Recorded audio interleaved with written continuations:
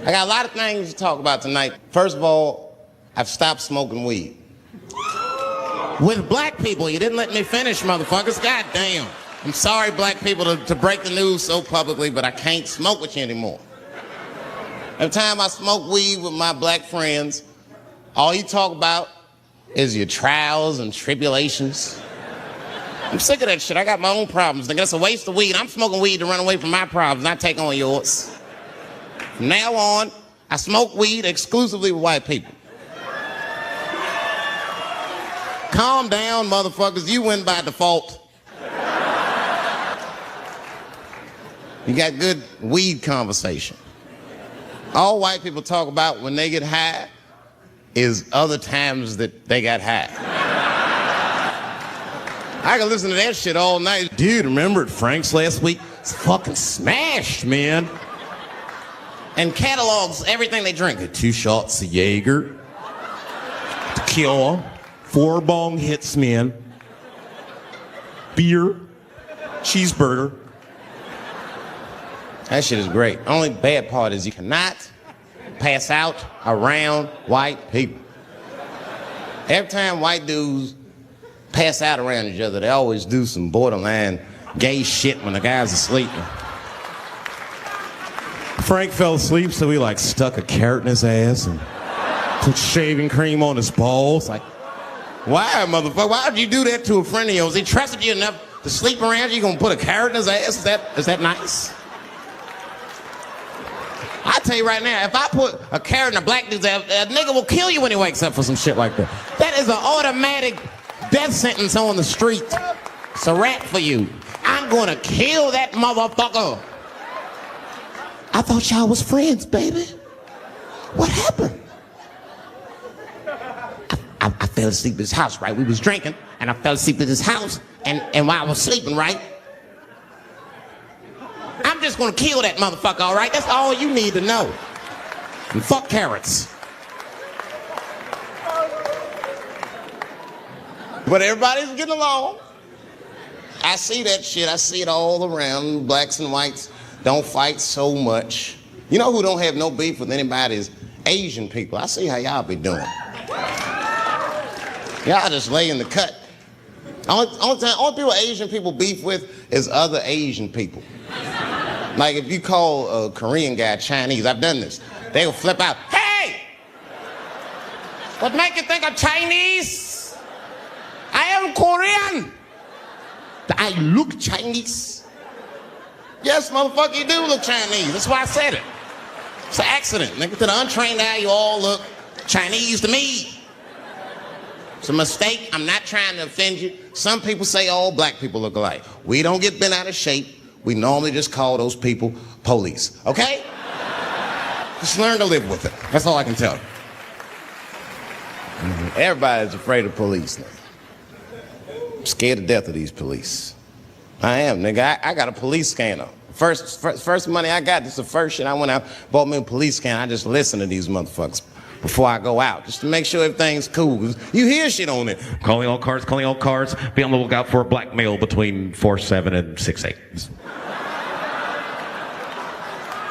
Staying in the crib tonight, fuck that. Gotta work on that alibi for a minute. Every black person needs an alibi. I do them impromptu joints. If I'm by myself and need an alibi, I'll just open up the windows in the apartment, turn all the lights on, stop beating off right in the window. Look at me. Hey, everybody, look, it's me, Dave Chappelle. I'm crazy. I'm jerking off. Note the time, motherfuckers. It's 2:35. Look at me. I'm jerking off in the window. 2:35. Comedian Dave Chappelle. It's June 10th. Note the time.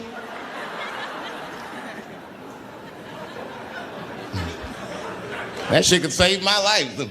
Officer David Chappelle couldn't have done that. I saw him in his window masturbating from 2:35 to 2:37. I'm certain of it.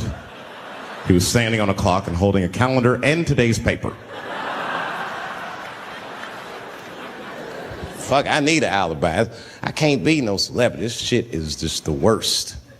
I'm seeing it. I see why stars are crazy, man. These motherfuckers. I went to Disney World with my kids, which is a big deal for me. I don't get to see my kids so much. I do Chappelle show 20 hours a day, sleep for like half an hour, raise my kids for 10, 20 minutes, and I go back to work. Now,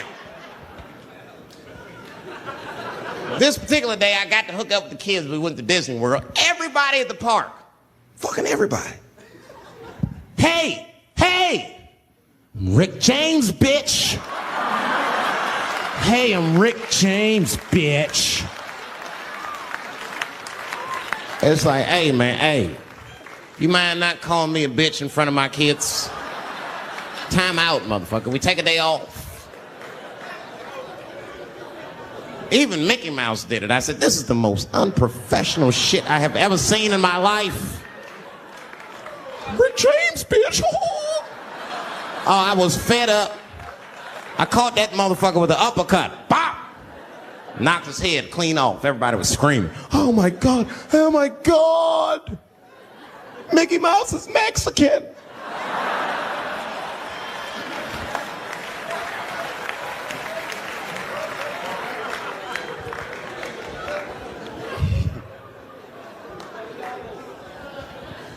I had a terrible time in Disney World.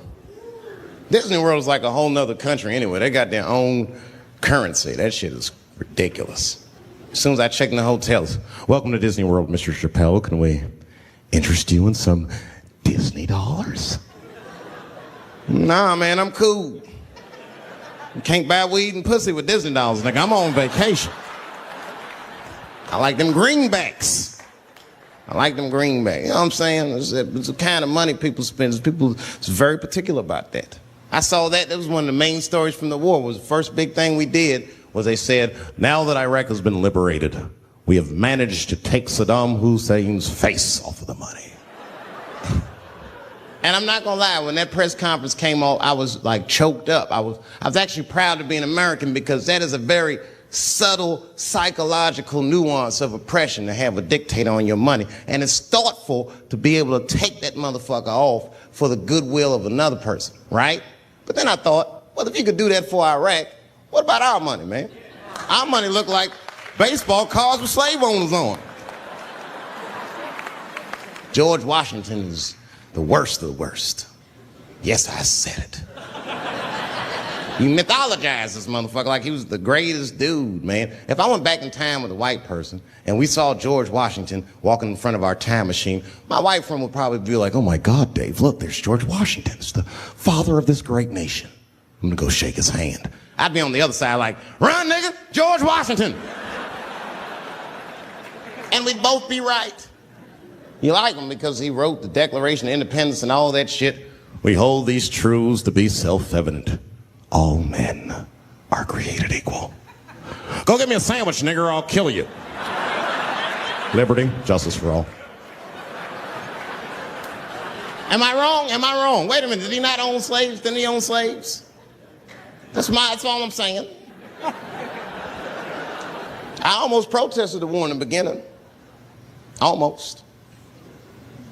Until I saw what happened to them Dixie chicks. I said, fuck that. If they'll do that to 3 white women, they will tear my black ass to pieces. I don't want to hear that shit. Yeah, man, they would. But I'm like, for real, why you care so much what the Dixie chicks say? It's not like they political scientists or nothing. They just bitches that can sing good. You know what I mean? Stop worshiping celebrities so much. Just don't pay attention. I remember right around September 11th, Ja Rule was on MTV. That's what they said. They said, we got Ja Rule on the phone. Let's see what Ja's thoughts are on this tragedy. Who gives a fuck what Ja Rule thinks at a time like this, nigga? This is ridiculous. I don't want to dance. I'm scared to death. I want some answers that Ja Rule might not have right now. You think when bad shit happens to me, I'll be in the crib like, oh my God, this is terrible. Cause somebody please find Ja Rule, get hold of this motherfucker so I can make sense of all this. Where is Ja? Guide me, Ja Rule.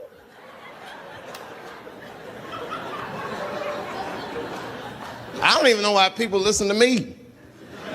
I'll say anything, nigga. I've done commercials for Coke and Pepsi. I don't give a fuck what comes out of my mouth. I just say what it takes. Whatever it takes, that's what I'm saying. If you want to know the truth, can't even taste the difference.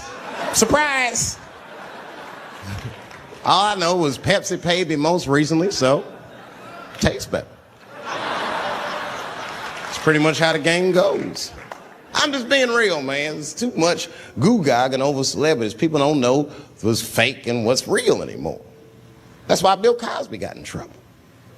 Look what happened to Bill Cosby. Bill Cosby said some real shit and the whole world freaked out on him. For what? For having an opinion?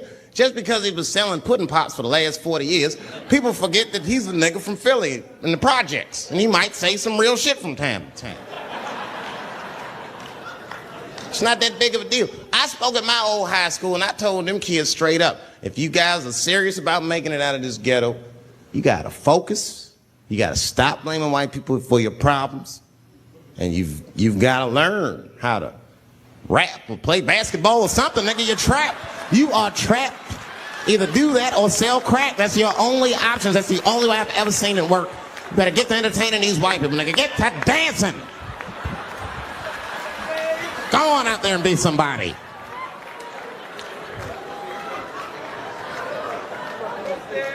I just hope they listen.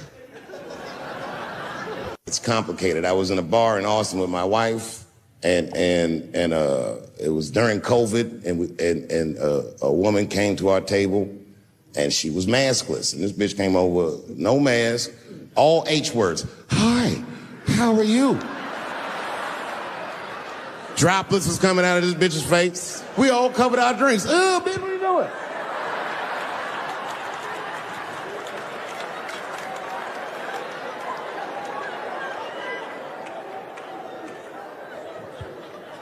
Now, I looked over at the table that she came from, and I peeped game. The men at the table were filming me.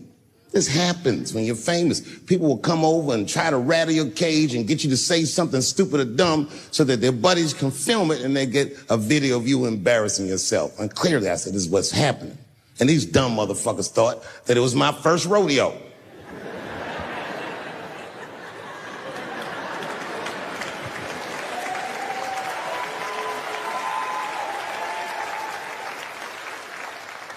Sadly, it worked.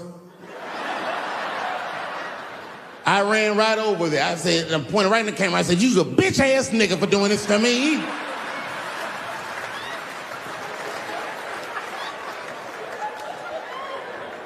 And the dude was shocked that I said it. He said, oh. And when he did like this, I seen all his fingernails was painted, and I realized, like, uh-oh.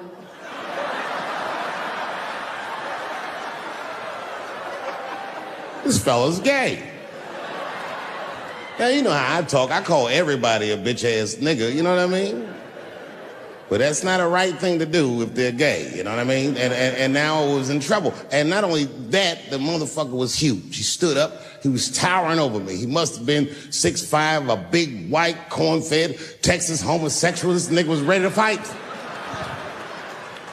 And he started barking on me, but I stood my ground. I wasn't scared.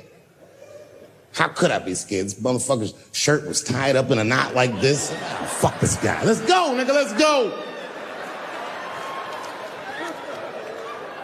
I thought we were gonna come to blows. I was ready, And then, right when you think we would fight, guess what he did? He picked up his phone and he called the police.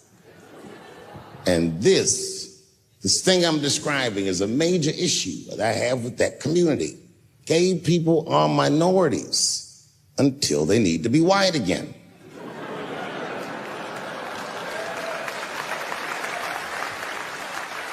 I'm being very brutally honest so we can solve this problem. I'm telling you right now, a black gay person would have never done that to me. Because a black gay person knows when the police shows up, they're not gonna care who called them. We're all Clifford.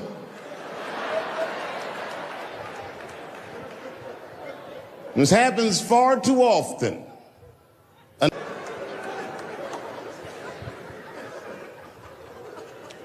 now we get to the core of the crisis. What is a woman? What is that in this day and time? Is there even such thing as a woman or a man or anything? Seems to be a question nowadays. Now listen, women get mad at me. Gay people get mad at me, lesbians get mad at me, but I'm gonna tell you right now, and this is true, these transgenders, these niggas want me dead.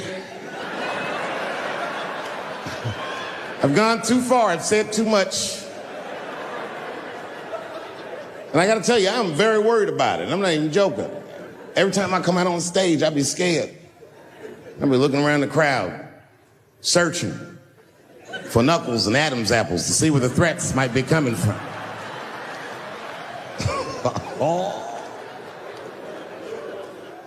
A nigga came up to me on the street the other day. He said, "Careful, Dave, they after you." I said, "What? One they or many theys?"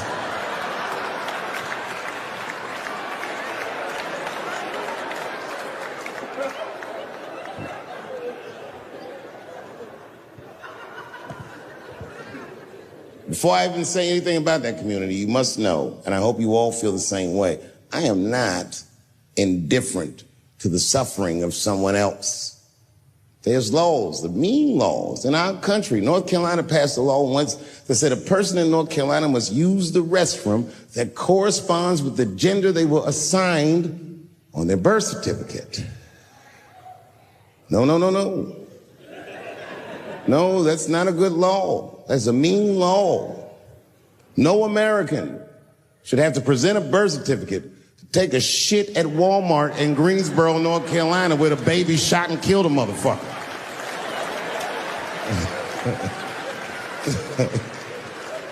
You have to ask yourself, if you're thinking about it, who are these laws designed to protect? Like, let's say they designed this law to protect me, my interests. Transphobic comedian Dave Chappelle. And let's say that I'm in Walmart doing a little shopping with my family. Now, I should tell you, if that ever happens in real life, you should know that my dreams didn't work out. But let's say something goes horribly wrong, and there I am in Walmart with the poor whites rummaging around for mediocre goods and services.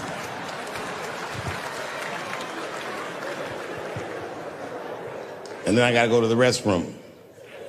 So I excuse myself from my family. I go to the men's room. Now I'm standing at the urinal taking a leak. And this is what this law is gonna do. And suddenly, a woman walks into the men's room. I'm gonna be like, that's strange. And then she stands shoulder to shoulder with me at the urinal. I'm gonna be like, bitch, what's going on with you?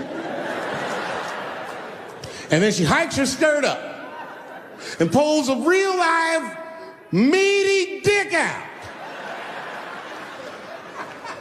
And what do you think I'm gonna say? Thank God she's in here with me. At least now I know my family's safe. No, I'm not gonna feel that way at all. I'm gonna feel very uncomfortable. I would feel better if it was a man with a vagina that backed up to the urinal next to me.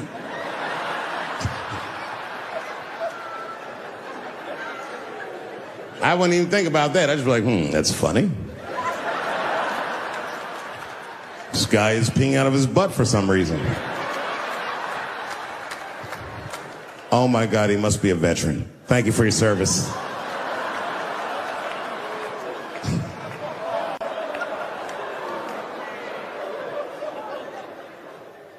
I'm not indifferent to people suffering because I know it's hard to be everybody. We blacks, we just got our first big holiday in a long time. Happy belated Juneteenth to the blacks.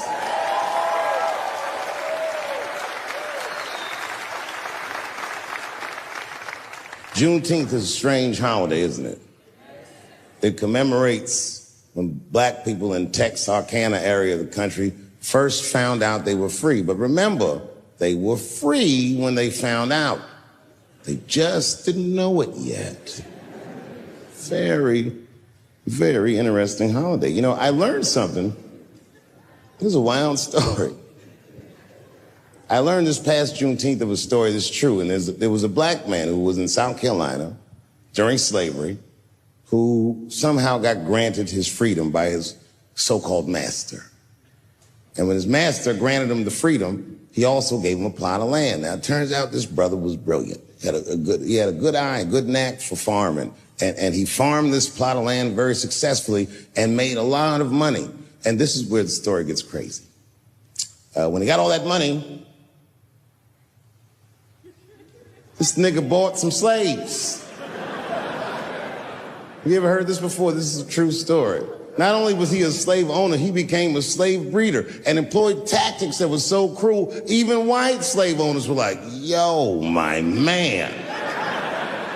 He was a wild dude, but he did it just because that's what successful people did at the time, and he just wanted to be down. What a fucking tragedy. How can a person that went through slavery perpetrate the same evil on a person that looks just like him? It's mind-blowing. And, shockingly, they're making a movie about him. Ironically, it's called Space Juice.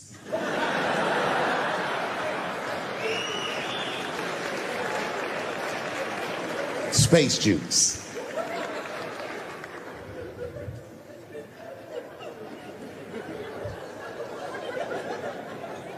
The point of that story is this person was invested in a construct. That was the construct of successful people, and he just followed the roadmap of successful people. He followed what they call an incentive. Now, everyone struggles, but I'm very invested in the gender construct, personally, because I'm a man with kids and a wife, and I like that warm, wet, soft pussy that my wife has. This does not mean that I feel like another point of view. My girlfriend at the time, now my wife, told me she was pregnant, and I was like, you know what? I should really start taking this seriously. When she told me that, before the baby was born, I had done my first HBO special, and then I went to work on a sketch comedy show idea I had, and Chappelle show came out when my son was still maybe 18 months years old. And I bet on myself. I took less money. I remember that, so I could do what I wanted to do. I said, you don't have to pay me that much, but you can't ever tell me that I can't do what I want to do. I did the first season, I'll tell you, for $300,000. Which sounds like a lot of money, but.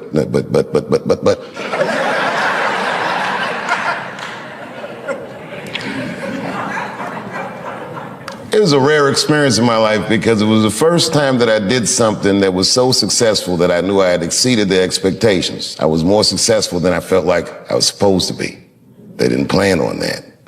The second season came out and was a juggernaut, and then I remember this is the single best day of my career. The Rick James episode of Chappelle Show had come out.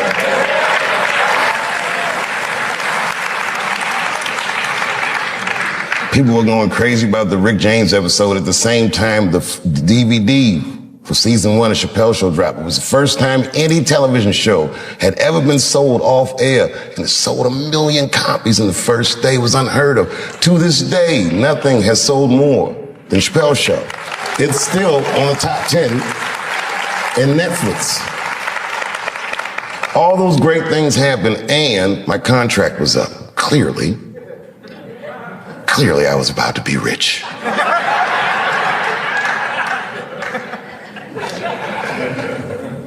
I'll spare you all the details of why it didn't work out. But it didn't work out. And I ended up doing something that no one had ever seen before, including myself. Maybe Prince is the only other guy that I've seen do this, where he just quit something that was popular when you're at the very top of it. Lucky for me, when I quit, I went to Africa, so there was a media storm that I didn't hear. By the time I got back, everyone was just looking at me crazy. That was a very difficult decision to make. The entire world told me I was crazy, but I was sure I was being true to myself and to something that I learned at Ellington.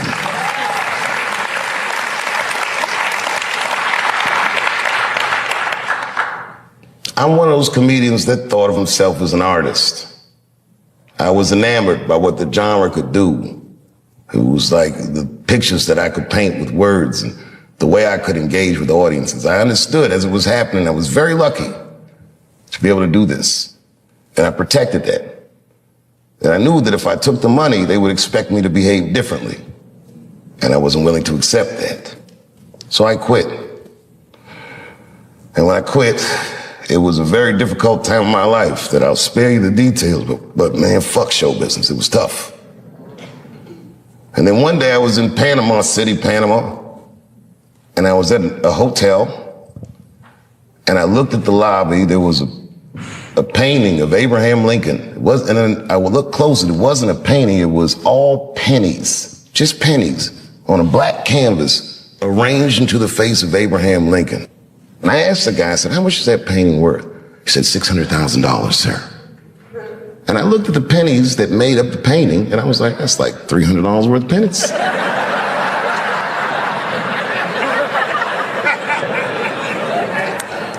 A light bulb went in my head. I realized the value of art. Some of the biggest wars and crimes and scandals in history were financed through the theft of art. Art is a powerful commodity.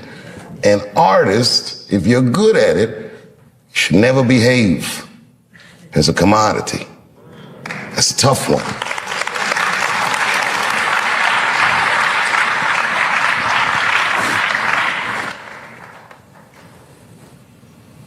And then I gave up.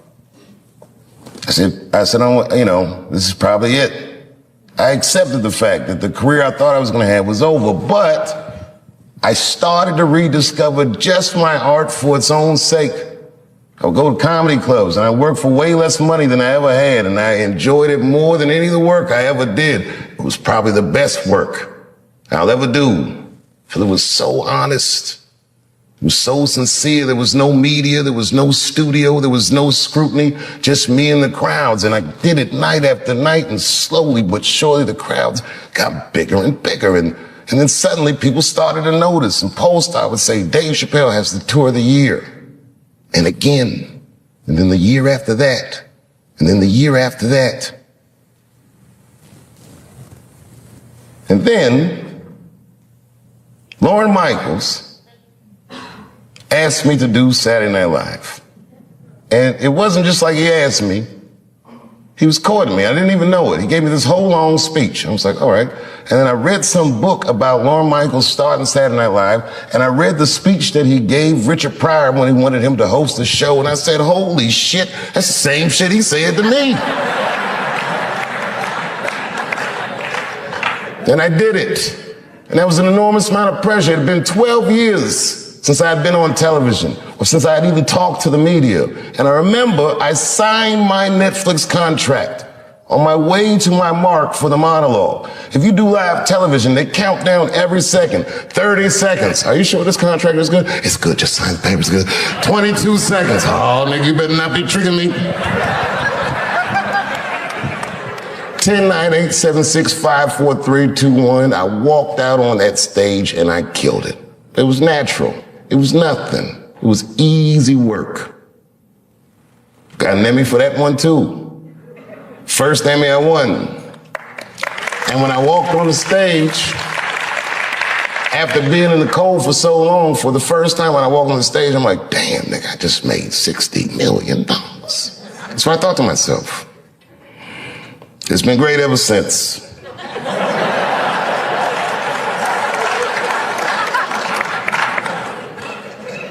Really, I could do these specials like Steph Curry. I'll be shooting from inside, outside, all night. It's been great ever since.